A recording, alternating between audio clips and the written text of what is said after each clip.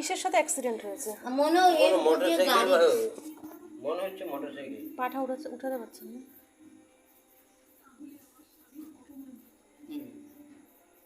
পেচ্ছাপ করে বাসায় দিচ্ছে।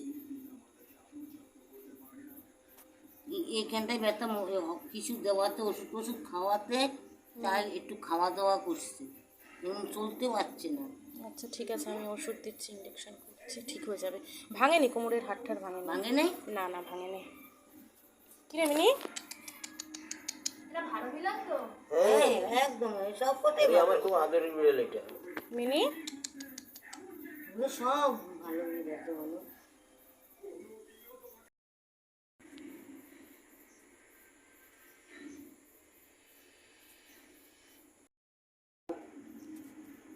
চুপ।